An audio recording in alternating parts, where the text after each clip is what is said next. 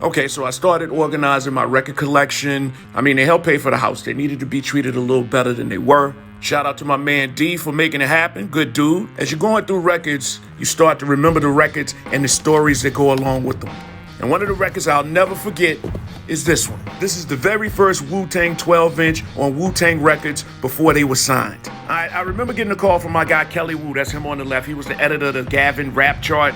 That guy on the right, that's Brian Sampson. He was the first editor of the chart. Anyway, Wu hit me up and asked me if it was cool if he gave my number to Prince Rakeem that I knew from Tommy Boy Records at the time.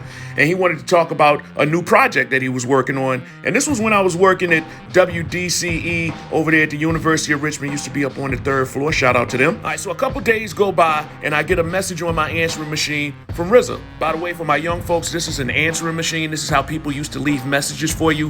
You used to connect your phone to it.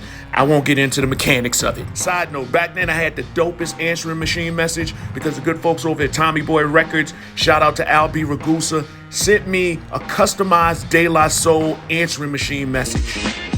Hey, how you doing? Sorry I can't get through. Then at the end they said something about leave a message for Mike Street. By the way, shout out to De La. Go and stream all of their music now.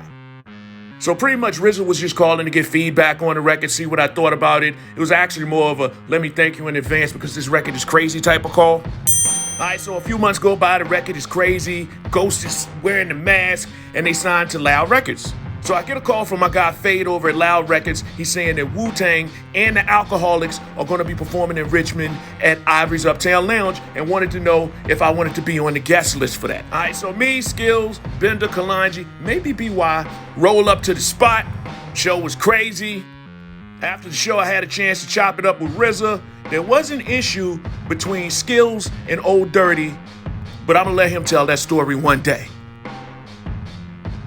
Of course, Wu-Tang went on to become a movement, sell millions of records, though I never ever got a Wu-Tang plaque. I'm not mad at that though.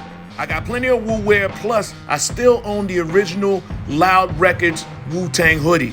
Loud had a dope promo team. Shout out my man Chris LaMonica. Shout out to Dan Smalls, Chef Low, Charlene Thomas.